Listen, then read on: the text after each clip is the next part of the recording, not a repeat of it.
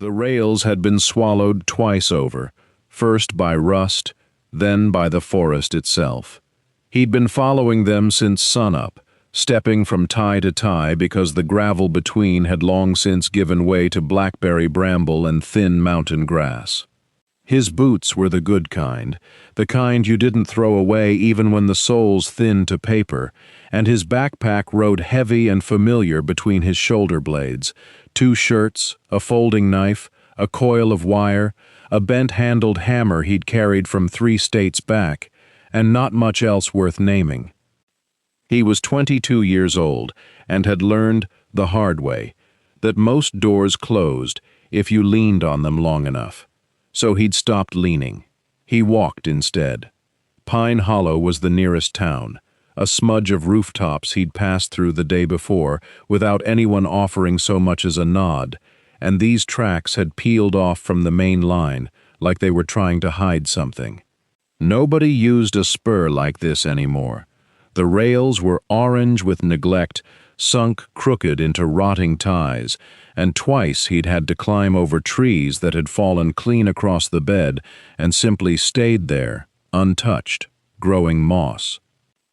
He kept walking because walking was what he did, because somewhere ahead there might be a barn roof to sleep under, or a creek to wash in, or work if anyone in these hills had work to give a stranger with dirt under his nails and no last name they recognized. The trees thickened. Rhododendron closed in tight enough that the rails became a green tunnel, and for a while the only sound was his own breath and the small percussion of his boots on wood gone soft as bread. Then the tunnel opened. He stopped walking. The bend gave way all at once to a wide clearing choked with saplings, and in the middle of it, unmistakable even beneath 30 years of vine and creeper, stood a train station. Its roof line sagged like an old horse's back. Windows gaped black and broken beneath a canopy that had once, he guessed, been painted the deep red of a berry gone dark. Beyond the station, resting along a crumbling platform furred green with moss, sat a train. A whole train. 8 cars at least, coupled nose to tail, their paint long faded to the color of dried blood and bone. The locomotive at the front sat cold and enormous, its stack crowned with a bird's nest, its wheels half swallowed by the earth that had crept up around them over the decades. Nothing moved. No birds called from the eaves. The forest itself seemed to hold its breath around the clearing, as though it had agreed, long ago, to grow everywhere except here. He set his pack down slowly in the weeds, staring at the train the way a man stares at something he isn't sure is real. Then he started forward, toward the platform, toward the silence, toward whatever had been waiting here since before he was born. He didn't go in right away. Some old instinct, sharpened by years of sleeping in places that weren't his, told him to walk the perimeter first, to know what he was dealing with before he committed to it. So he skirted the tree line, boots sinking into damp leaf litter, and began circling the wreck of the station like a man circling a sleeping animal. The building itself was smaller than the train beside it, a single-story clapboard structure with a steep tin roof that had folded in on one corner, collapsed under some winter's weight of snow long since melted away. A stone chimney rose crooked from the far end. Above the ticket windows, a hand-painted sign had faded to ghost letters, a name he could almost read and then couldn't, the wood grain swallowing it whole. He counted the cars twice, just to be sure. 8 of them, rust bleeding down their flanks in long orange tears, wheels sunk into ballast gone to soil. Somewhere along the platform, a water tower stood on stilted legs, its tank staved in on one side, a curtain of rust dripping from the seam like something wounded.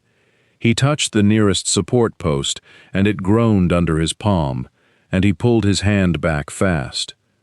At the front of the line, the locomotive waited, exactly as it had for however many years, canted slightly where the rail beneath it had begun to sink.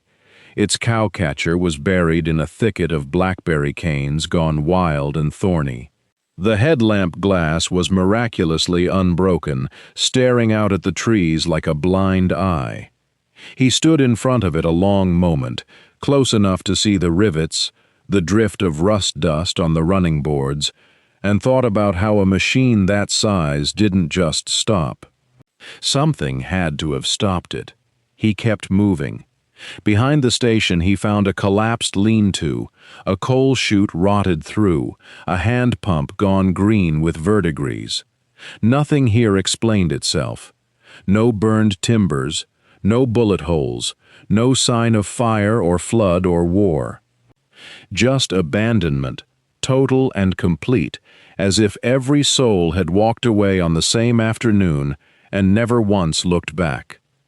By the time he'd made the full loop, the light had shifted, gone amber and low through the canopy, and the station's front door stood before him like a dare. Warped in its frame, paint peeling in long curls, a brass knob gone dull as an old penny. He climbed the 2 sagging steps to the platform, boards complaining under his weight, and set his hand against the wood. For a moment he almost turned around. Something about the stillness felt like a held breath, like walking into a room where someone had just left, chair still warm, but he had nowhere else to be, and curiosity had always been stronger in him than fear. He put his shoulder against the door and pushed. The door gave with a groan that seemed to travel up through the rafters, and a wall of stale air pushed past him, thick with dust and old wood and something faintly metallic, like pennies left too long in a pocket. He stepped inside, and the floorboards accepted his weight without complaint, worn smooth by decades of boots that had stopped coming.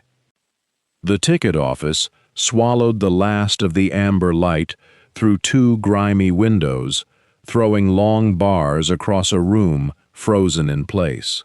A wooden counter ran the length of one wall, brass grill still fixed above it. The kind of thing he'd only seen in photographs of stations long since torn down or converted into museums.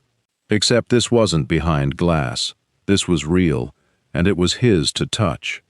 He ran a hand along the counter, and it came away gray. Behind it sat a high-backed chair, cushions split and spilling stuffing like a wound that had never healed. A rotary phone rested beside a stack of yellowed forms, its cord looping down to a socket in the baseboard, receiver sitting crooked in its cradle as though someone had set it down mid-sentence and simply never picked it back up. He lifted it. Dead, of course. He hadn't expected anything else, but some part of him had wanted to hear a dial tone anyway, wanted proof this place still belonged to the same world he did. The cash drawer beneath the counter stuck when he pulled it, then gave all at once, sliding open with a screech that made him wince. Bills sat inside in careful stacks, curled and brittle, faces of presidents he half recognized, staring up at him from paper gone the color of weak tea. He didn't touch them. Whatever they'd been worth once, they were worthless now, nothing but paper and time. It was the calendar that stopped him cold. It hung on a nail beside the ticket window, a thin cardboard rectangle advertising a feed company out of Charleston, its pages curled with damp and age. Someone had circled a date in red pencil, the ink gone the color of dried blood, and beneath it scrawled 2 words he could barely make out. He leaned closer, squinting in the failing light. October 1962, 32 years. He did the math twice, like it might come out different the second time, but it never did. 32 years since someone had stood exactly where he was standing and made a mark on a calendar, thinking, surely, that they'd be back to turn the page. He looked around the room again, slower this time, seeing it differently now, not just abandoned, interrupted, a place someone had walked out of, expecting to return, and never had. Somewhere above him, he heard the house settle, a long, low creak through the ceiling boards, and his eyes rose toward the sound. A stairway stood in the corner behind the counter, narrow and dark, climbing up into shadow he hadn't noticed till now. The stairway groaned under his boots, each tread a fresh complaint after 3 decades of silence. He kept one hand on the wall for balance, the plaster cool and gritty beneath his palm, flakes of it crumbling loose at his touch. At the top, a door stood half open, its hinges rusted to the color of dried rust and old blood, and he pushed it the rest of the way with 2 fingers, half expecting it to fall off entirely. The room beyond was small, tucked under the slope of the roof, lit by a single window thick with grime. But what struck him first wasn't the size. It was the order. Everything sat exactly where someone had left it, undisturbed by anything but time. A narrow bed against the far wall, still made. The quilt had faded to the color of ash, its pattern nearly bleached away, but the corners were tucked tight, hospital neat, the pillow still holding the shallow dent of a head that had rested there once and never again. A coat hung on a hook by the door, wool gone stiff and moth-chewed, sleeves hanging limp like something waiting to be worn. He stood in the doorway a long moment before stepping inside, feeling like an intruder in a room that had been holding its breath for 32 years. A dresser stood against the wall, its mirror clouded with age spots, and on top of it sat a comb, a shaving brush gone bristly and stiff, a cracked leather wallet with nothing in it but a faded photograph of a woman standing in front of a garden fence, squinting into sun that had stopped shining on her decades ago. He picked it up carefully, the paper soft as cloth, and studied the woman's face, wondering who she'd been to whoever slept in this bed. A wife, a sister, someone waiting somewhere, maybe, for a man who never came home. There was no sign of packing. No half-filled trunk, no scattered belongings pulled out in haste and abandoned. Everything here spoke of a person who intended to return by evening, who'd made his bed that morning the way he always did, hung his coat, set his comb down just so, and walked out the door expecting an ordinary day. Mason set the wallet down exactly where he'd found it, and turned in a slow circle, taking in the room the way he'd learned to take in every room since he was young, looking not just at what was there, but at what was missing. No suitcase, no boots by the door, no sign of choice in any of it. Whatever happened here hadn't been planned. It had happened to someone, sudden and complete, and swallowed this whole place whole in the space of a single day. He crossed to the window and looked out through the grime, down at the tracks curling away into the trees, silver and green in the dying light, running toward some vanished trestle he hadn't yet found, toward whatever answer waited at the end of that October afternoon. Night came fast in the mountains, dropping through the trees like something falling rather than settling, and he knew better than to be caught without shelter when the last light went. He left the apartment the way he'd found it, pulling the door shut behind him with a care that felt almost like respect, and made his way back down the narrow stairs to the platform, his boots sending up small clouds of dust with every step.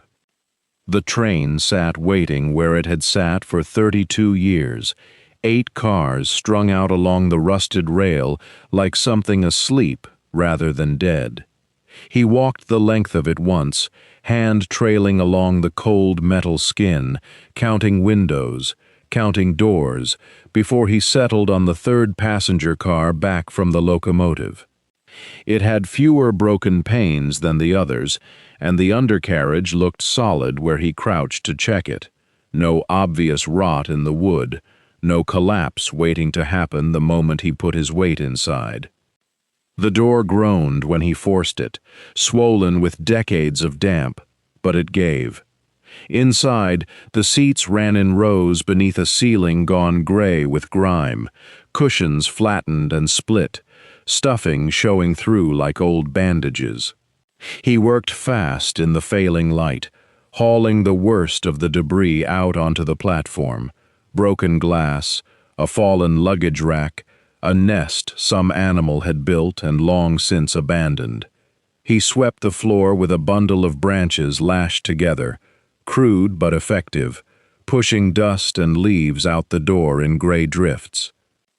2 windows near the seat he'd chosen were shattered clean through, jagged glass still clinging to the frames, and he pulled those free with his bare hands wrapped in cloth, careful and methodical, the way he'd learned to do everything that might draw blood if he wasn't paying attention.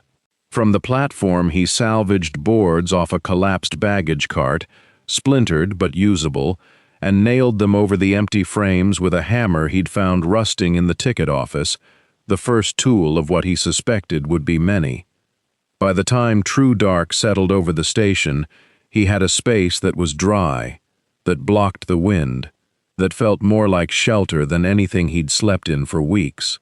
He laid his bedroll across the cleanest of the seats, ate the last of the bread from his pack, and sat for a long while in the dark, listening to the forest breathe around the dead train, owls somewhere in the black pines, the tick of cooling metal, his own heartbeat steady and slow.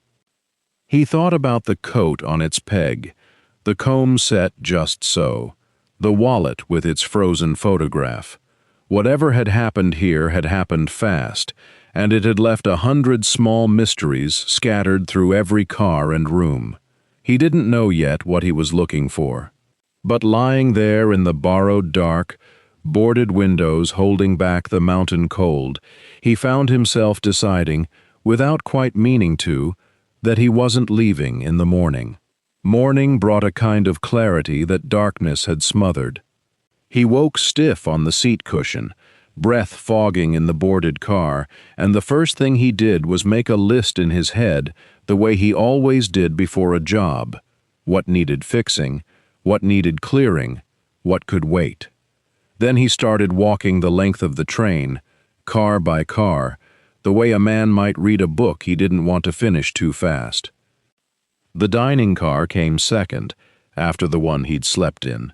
The tables were still set, china plates stacked in a rack that had somehow kept them from shattering through 3 decades of settling and shifting. Cups hung on brass hooks, gone green with age. He found a drawer of linen napkins, moth-eaten but folded with a precision that told him someone had cared about this place once, had wanted it to look right for people who'd never come back to see it. He washed a plate in creek water and held it up to the gray morning light coming through a cracked window, and it was fine china, the kind he'd only seen in magazines left behind in shelters. Someone had spent money making this line feel like more than transportation. The baggage coach took him the better part of a day. Crates stacked 4 high, lids nailed shut, some marked with stenciled destinations he didn't recognize, towns that might not exist anymore, mines that might have closed the same year everything else did. He pried one open with a bar he'd found and discovered bolts of cloth, still folded, colors faded but patterns intact. Another held tools of a different sort than the ones in the ticket office, finer instruments, a jeweler's kit, a box of pocket watches that had all stopped at slightly different times, as if even time itself hadn't left this place all at once, but had trickled out car by car. The sleeping compartments were smaller work, 1 room at a time. He aired out mattresses gone stiff with age, found sheets still tucked with hospital corners, a child's shoe wedged beneath one berth, like it had rolled there and been forgotten in whatever hurry had emptied the place. He set it on the little fold-down shelf beside the window, not sure why, only that it seemed wrong to throw it out with the trash. By the third evening, he understood something he hadn't quite let himself think before. This hadn't been some dying spur line limping along before it died. This had been a real railway, serving real towns, carrying real freight and real people who dressed for dinner and packed fine china and shipped bolts of cloth up into these mountains like the future was arriving on schedule twice a week. Something had stopped that future cold, and stopped it fast enough that nobody had come back for the watches or the shoe or the coat on its peg. He sat that night in the dining car, a clean plate in his lap, and thought about the mail car at the rear of the train, the one door he hadn't managed to force open yet. The mail car sat apart from the others in his mind, the way a locked room sits apart from a house you've otherwise walked clean through. Steel-sided where the passenger cars were wood-paneled, its door fitted with a latch that had rusted into something closer to stone than metal. He'd tried it twice already with bare hands and given up both times, but tonight he brought the pry bar up from the tool roll he'd been carrying since the trestle town, and he brought a lantern, because something told him this was not a job for daylight patience. It was a job for finishing. He worked the flat end into the seam above the latch and leaned his whole weight into it, feet braced against the coupling, breath fogging in the cooling air. The metal screamed once, a long tearing note that echoed off the tree line, and then gave all at once, the door lurching open on hinges that hadn't moved since Kennedy was in office. Inside smelled like dust and dried glue and something faintly metallic, like old coins. Mail sorting bins lined one wall, empty, their canvas sacks long rotted to scraps. A scale sat bolted to a counter, its needle frozen at a weight nobody would ever claim. He swept the lantern light slow across the space, and it was the far wall that stopped him, a seam in the paneling too straight to be a crack, too deliberate to be damage. He set the lantern down and ran his fingers along it, found a recessed catch no bigger than a coin, and pressed it. The panel swung inward with a soft click, revealing a shallow compartment built into the car's very frame, the kind of hiding place a man puts in when he wants something kept from thieves or from time itself. Inside, a leather map case, cracked but intact, holding railway maps inked with routes he'd never heard mentioned in Pine Hollow. A stack of maintenance logs bound with twine, pages dense with handwriting recording decades of routine inspections, water levels, rail wear, the ordinary bureaucracy of keeping a line alive. Beneath those, photographs, dozens of them, curling at the edges, the station gleaming under fresh paint, the platform crowded with travelers in hats and long coats, the locomotive polished bright as a church bell, steam rising against mountains that looked exactly like the ones outside the car door right now, only younger somehow, or maybe he was. And at the bottom, coiled like something sleeping, a brass key ring, each key stamped with a small tag in faded ink: water tower, signal shed, tunnel access. He turned that last tag toward the lantern light, reading it twice to be sure. Tunnel access. He'd walked every visible inch of this place in 3 days and seen nothing that resembled a tunnel, no opening, no shaft, nothing but forest and rail and the crumbling bones of a station. Which meant, he realized, sitting back on his heels with the keys warm in his palm, that there was still a door here he hadn't found. He spent the rest of that evening turning the tunnel access tag over in his mind the way he'd turn a stripped bolt, looking for the angle that would finally let it move. There was a spot behind the station, close to the foundation, where a round iron cover sat flush with the earth, half swallowed by moss and root. He'd noticed it his first day poking around and written it off as a drainage grate, the kind every old building had somewhere to keep water from pooling against the stone. He'd never once tried to lift it.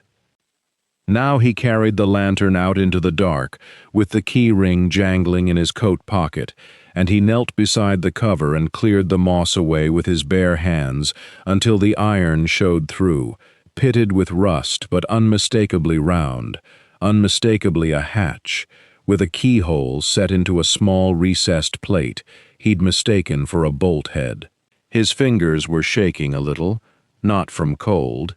He fitted the key marked tunnel access into the slot, and it turned with a grinding reluctance, metal remembering a motion it hadn't made in 32 years. The cover didn't want to lift. He worked a pry bar under the lip and leaned his whole weight into it, and something down in the mechanism gave way with a shudder of falling rust, and the hatch swung upward on a hinge he could hear complaining the entire way. Cold air rose out of the dark below him, carrying the mineral smell of wet stone and something else underneath it. Oil, maybe, or grease gone hard with age. A ladder led down, iron rungs bolted into a concrete shaft. He lowered the lantern first, watching the light fall away into a tunnel running beneath the platform, low-ceilinged, braced with timber that still looked sound, the walls damp but not crumbling. It ran farther than his light could reach in either direction, a service corridor built to let a man move under the station without ever stepping into weather. He climbed down slowly, testing each rung before trusting it, and stood at the bottom with the lantern raised, his breath fogging in air 20 degrees colder than the night above. Pipes ran along one wall, conduit along the other, everything coated in the same undisturbed dust that lay over the ticket office and the sleeping compartments, thick as a held breath. His boots left the first prints this tunnel had seen since whatever had happened here in October of 1962. He started walking, lantern light sliding over timber and stone, following the corridor as it curved gently beneath the length of the platform toward some destination he couldn't yet guess at, aware only that the tunnel was leading somewhere deliberate, somewhere built with purpose, and that whatever waited at the end of it had been waiting a very long time for someone to come looking. The corridor widened without warning, the timber bracing giving way to a room cut square into the mountain rock, and his lantern light spread out into space instead of narrow stone walls. He stopped in the entrance, letting the beam travel the room slowly, piece by piece, because it was too much to take in all at once. A workbench ran the length of the far wall, scarred and stained, tools laid across it in the exact order someone had set them down. A wrench still rested where a hand had placed it, angled as if the owner meant to pick it back up in a moment. Shelves rose above the bench, packed with parts he recognized and some he didn't, coupling pins, brake shoes, coils of copper wire gone dark with age, boxes of bolts sorted by size and labeled in handwriting gone soft at the edges. A generator squatted in the corner, thick with dust, a fuel can beside it that had long since dried to nothing. Spare rails leaned against the wall in a neat row, each one cut to a specific length, waiting for track that would never need them again. He moved closer to the bench, lantern held low, and found the unfinished project sitting at its center, a section of brake mechanism, partially disassembled, small parts arranged around it in a pattern that only made sense to whoever had been working on it. A rag lay folded beside the pieces, not tossed aside, folded the way a man folds something when he intends to come back to it within the hour. He understood then, standing in that cold, buried room, that no one had ever come back. Whatever pulled the station master out of his apartment mid-life had pulled this man away from his workbench mid-repair, and both of them had left with the same certainty that they'd return before the dust could settle. The dust had settled anyway, 32 years of it. He ran a finger along the workbench's edge, clearing a line through the gray film, and found the wood beneath still sound, still oiled from use. The tools weren't ruined either, just neglected. Steel that wanted only cleaning and a little grease to remember what it was for. He picked up the wrench, weighed it in his hand, and felt something shift in his understanding of the place. This wasn't only a graveyard of a station and a train. It was a workshop, stocked and waiting, built by someone who'd known how to keep a rail line alive with his own two hands. He set the wrench down carefully, exactly where he'd found it, and turned his lantern toward the shelves, already thinking about what could be salvaged, what could be repaired, what a man with time and patience might do with a room like this. And somewhere beneath that thought, quieter, the question of what had happened in October of 1962 to empty it so suddenly. He carried the maintenance logs back up through the tunnel that evening, along with the photographs from the mail car's hidden panel, and spread them across the dining car table under the glow of a kerosene lamp. The logs were written in a tight, economical hand, dated week by week, and for most of 1962 they told an ordinary story: track inspections, brake adjustments, a broken coupling replaced in July, a request for new ties along the eastern grade. Then, in the first week of October, the entries changed. The handwriting grew smaller, hurried, pressed hard enough into some pages to leave grooves. Trestle at mile marker 14, showing serious erosion at the north footing. Reported to district office. Awaiting response. 2 days later, no response. Water levels rising with the rain. Recommend immediate inspection by engineer. Then nothing for 4 days, and finally a single line, underlined twice. Trestle failed overnight. North span collapsed into the creek. Line impassable. He set the log down and reached for the photographs instead, sorting through them until he found what he already suspected he'd find: a wooden trestle spanning a narrow gorge, taken years earlier when it still stood proud and square, timbers dark with creosote. He held it beside the memory of the log entry and felt the shape of the whole disaster settle into place. Without that crossing, the line dead-ended at the station. No way forward, no way to bring the train back down the mountain the way it had come. The last item in the panel was a folded letter, unsent, the envelope never sealed, addressed to a district superintendent whose name appeared throughout the logs. He unfolded it carefully. The station master's words were plain and pleading: an argument for repair, an estimate of cost, a promise that the line still carried enough freight and passengers to justify the expense. But beneath the plea, written almost as an afterthought, was the answer that had never come in time. A scrawled note in a different hand, added later, dismissive and final. Repair not cost-effective. Line to be abandoned. Equipment and rolling stock to remain in place pending disposition.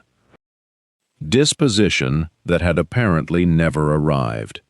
He sat back, the lantern flickering against the dining car's dusty windows, and understood at last why the calendar upstairs had frozen on an October date, why the bed was made and the coat still hung on its hook, why an entire train sat waiting on tracks that led nowhere. The station master hadn't abandoned his post carelessly. He'd been cut off, stranded on the wrong side of a washed-out gorge, told his life's work wasn't worth saving, and left to walk away from everything he owned because there was simply nowhere left to run the train.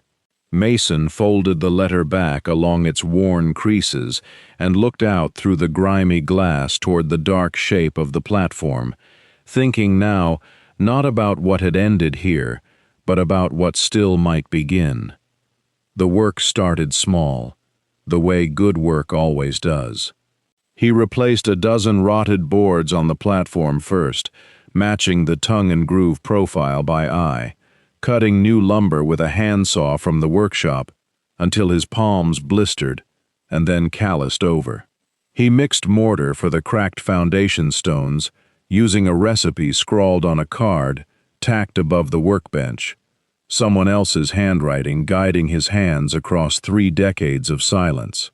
The roof over the ticket office had a soft spot he'd been avoiding, and one morning his boot went through it up to the knee, and he spent the better part of a week redecking the section with salvaged tin from a collapsed tool shed behind the water tower. The brass fittings on the locomotive came next, not because they mattered for anything mechanical, but because they mattered to him. He worked through a can of polish he found in the workshop, rubbing tarnish off the number plate and the bell housing and the little oval builder's tag until they threw back the sunlight like something alive again. He didn't know if the engine would ever run. He wasn't sure it needed to. It needed to look like it remembered what it had been. The dining car took the longest. He scrubbed 30 years of dust and mouse droppings from the booths, resealed the windows, ran a stovepipe through a hole he cut and flashed himself, and set up a little kitchen using a cast-iron range hauled up from the workshop on a hand truck he'd repaired for exactly that purpose. By the time he finished, it wasn't fancy, but a man could sit there with a cup of coffee and feel like the world had a roof over it. He hadn't meant to be seen. But a supply run into Pine Hollow for stovepipe and nails turned into a conversation with the hardware store owner, who asked careful questions and got careful answers, and by the next week there were tire tracks on the access road that weren't his. A truck idled near the tree line one afternoon, engine running, nobody getting out, just looking. Then an old man in a canvas coat walked the length of the platform one morning while Mason was up on the roof, walked it slow, hand trailing along the railing like he was checking it was real, and left without saying a word beyond a nod. Mason kept working. He figured if people wanted to look, the least he could do was give them something worth looking at. But he noticed, setting his tools down each evening, that the road in was getting a little more worn every week, and that Pine Hollow, in its own quiet way, was starting to pay attention. The first real visitor came on a Sunday, an older woman in a church dress, who parked at the tree line and walked in like she'd done it before, decades ago, in different shoes. She stood at the ticket window a long moment before she spoke, and when she did, her voice was steady, but her eyes weren't.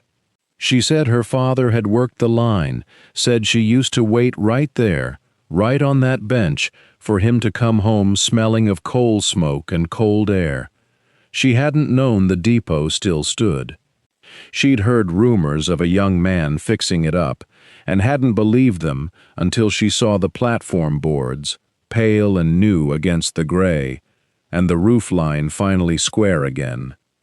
After her came others, a retired brakeman who walked straight to the locomotive and put his palm flat on the boiler like greeting an old friend.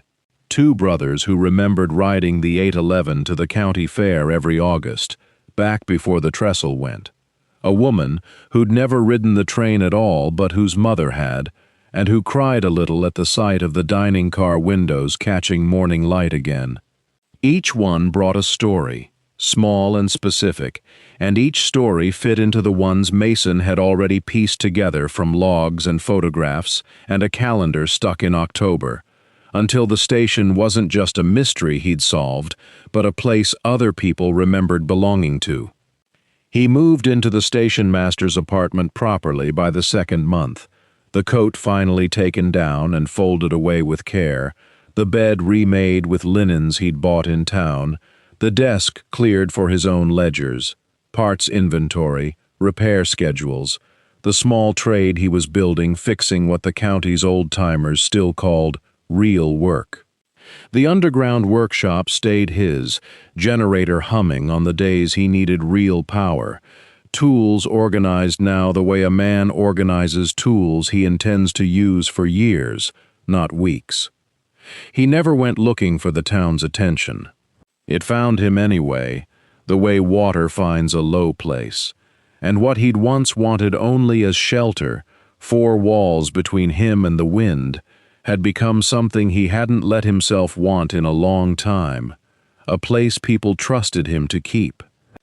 Some evenings he sat on the mended platform, with coffee going cold in his hands, watching the tree line for headlights that sometimes came and sometimes didn't, and thought about all the towns he'd drifted through without a name attached to him, without anyone asking careful questions and waiting for careful answers. He wasn't drifting anymore. The rails outside his window went nowhere now, rusted quiet under the pines, but for the first time in his life, Mason Cole wasn't looking down them wondering where next. He was already there.